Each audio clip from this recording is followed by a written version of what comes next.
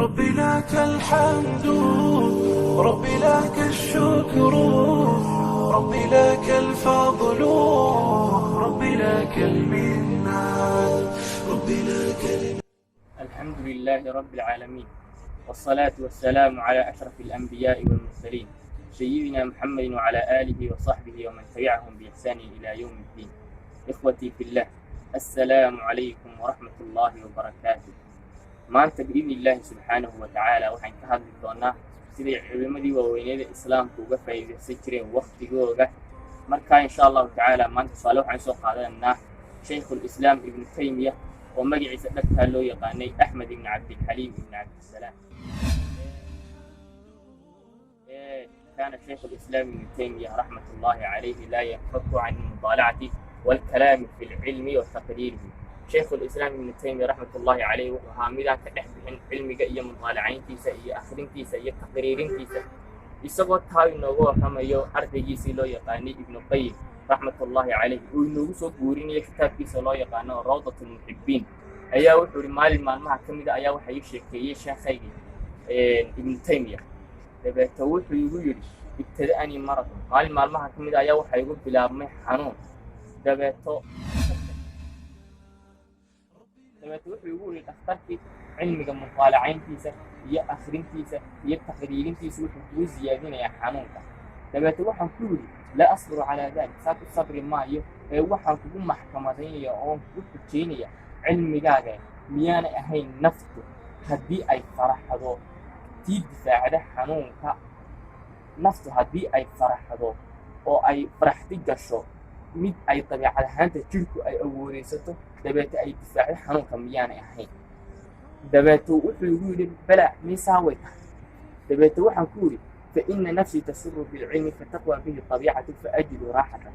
dabeeto haddaba aniga naftaydu waxay ku faraxdaa cilmiga oo ay ku awoodaysataa dabeecad ahaanta jirkeygu.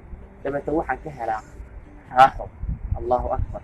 oo u fiirso dad baa cilmigii ku helaya raaxo. marka ikhwatii fillaah, dad baa ku helaya cilmiga raaxo. dabeeto dhakhtarkii uu ila yaabay, wuxuu igu yidhi haadaa khaarijun can cilaajina, kaasi wuu ka baxsan yahay wax daweynteeda. haddaba misaalka qayimka waxay ka faa'iidi kartaa fawaa'id dhowra oo ay ka mid tahay qiimatu zamci cinda shaykh alislaam ibnu taymiya, waqtiga qiimaha uu lahaa shaykh alislaam ibnu taymiya siduu ka faa'iidin jiray waqtigiisa. qodobka labaad, kasratu mutaalacaati wa qiraa'ati kutub, farabadnaanshaha ay farabadan tahay siduu kutubka u mutaalacayn jiray iyo cilmiga siduu akhrin jiray.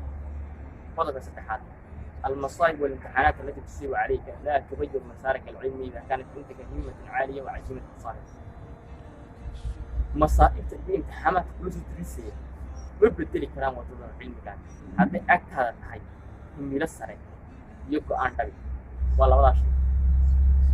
عدوا وقته ونرشاد يا عمري يعني وقت هذا كيف يسوح بعنفعي. مقولة مشهورة أولا هي حسن البصري رحمة الله عليه أيها وحليه يا ابن آدم إنما أنت أيام فإذا ذهب يوم ذهب بعض. إن آدم نرشاد ومالم هدين مالين تكتو حتى بركة مركا وإخوتي في الله هدين مالك هتكتو وحتى عمرك كتير خمير ونصفامي. مركا إخوتي في الله وقت جاء كبوحي وحكو أنفعي آخرة إياتي. وقيلها الشاعر المصري أمير الشعراء أحمد شوقي: دقات قلب المرء قائلة له إن الحياة دقائق وثواني، فارفع لنفسك بعد موتك ذكرها فالذكر للإنسان عمر ثاني. إخوتي في الله، مختصر الكلام markaa waxa weeye hadalka hadday soo duubno aan soo ururino waqtigaad ka faa'iideyso oo kaga faa'iideyso wax ku anfacaya aakhiradaada iyo adduunyadaada. markaa insha allahu tacaala